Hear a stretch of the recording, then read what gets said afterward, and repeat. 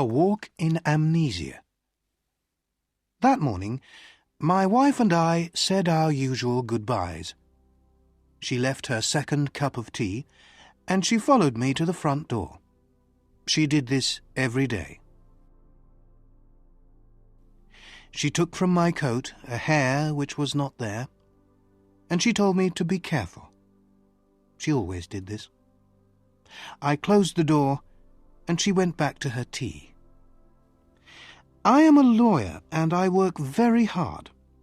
My friend, Dr. Volney, told me not to work so hard. "You'll be ill," he said. A lot of people who work too hard get very tired, and suddenly they forget who they are. They can't remember anything. It's called amnesia. You need a change and a rest. "But I do rest," I replied.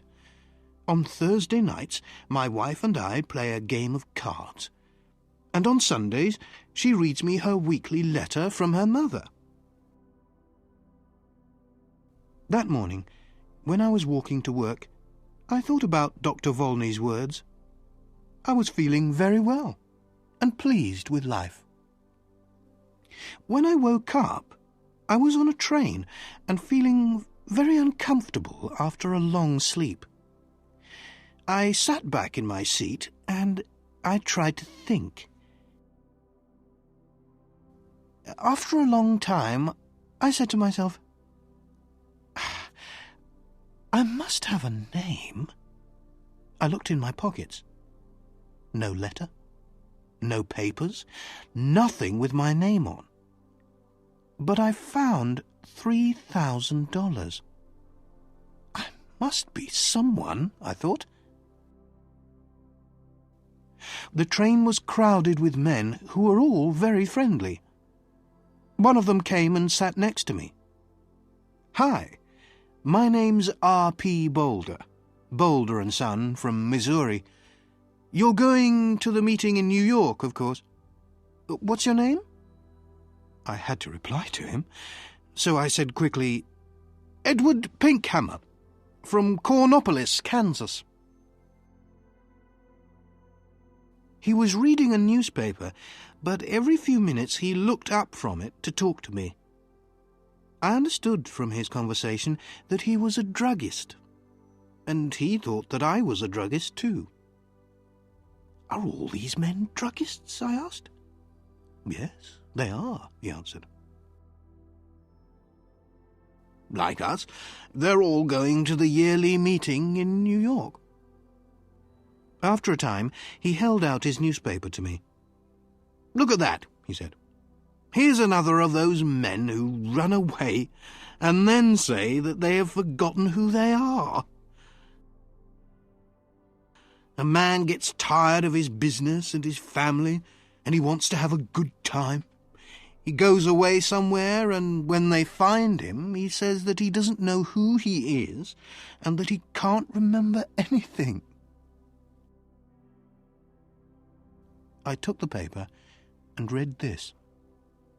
Denver, June 12th.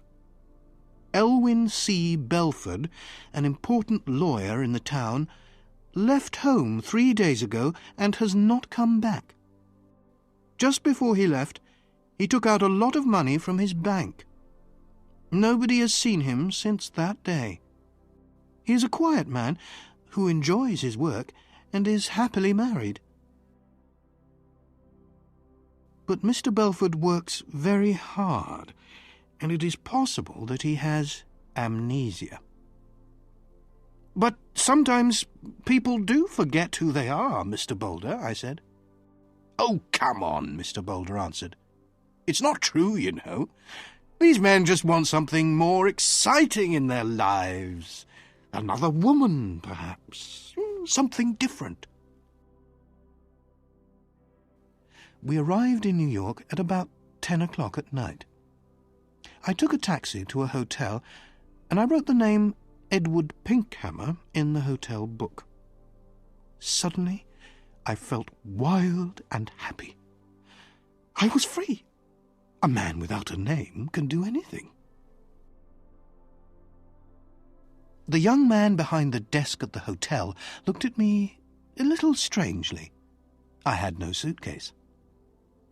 "I'm here for the druggist's meeting," I said. My suitcase is lost." I took out some money and gave it to him. The next day I bought a suitcase and some clothes, and I began to live the life of Edward Pinkhammer. I didn't try to remember who or what I was. The next few days in Manhattan were wonderful. The theatres, the gardens, the music, the restaurants, the nightlife, the beautiful girls. And during this time, I learned something very important. If you want to be happy, you must be free. Sometimes I went to quiet, expensive restaurants with soft music. Sometimes I went on the river in boats full of noisy young men and their girlfriends. And then there was Broadway with its theatres and bright lights.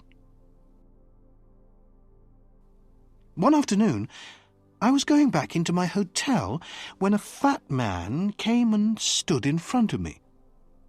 "Hello, Belford!" he cried loudly.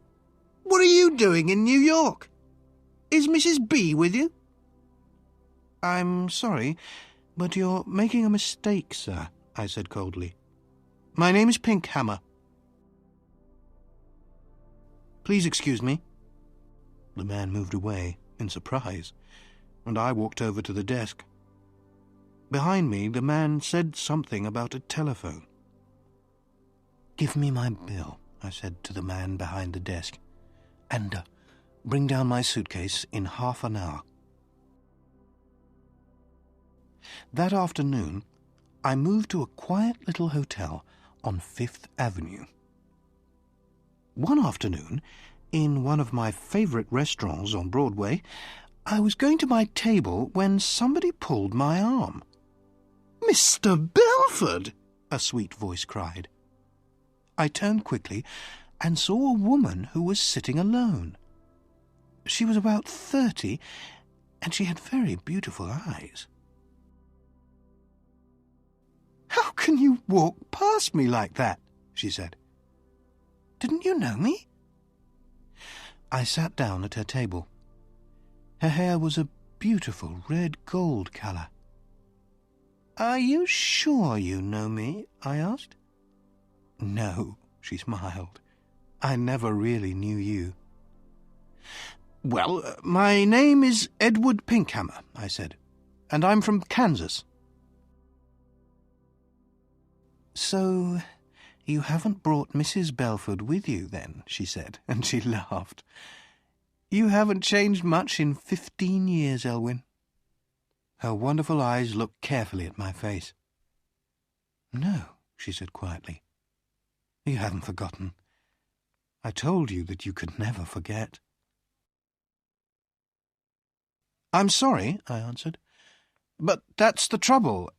I have forgotten. I've forgotten everything." She laughed. "Did you know that I married 6 months after you did? It was in all the newspapers." She was silent for a minute. Then she looked up at me again.